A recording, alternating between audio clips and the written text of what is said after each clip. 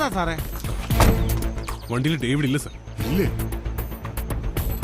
ഡേവിഡിനെ കാണണമെങ്കിൽ മേലോട്ട് നോക്കണോ?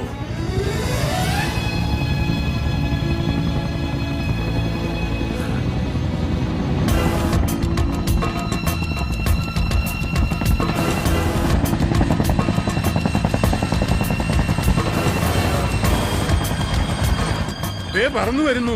അവൻ ആ പെണ്ണിനെയും പൊക്കി പറക്കുന്നത് കണ്ടോളൂ.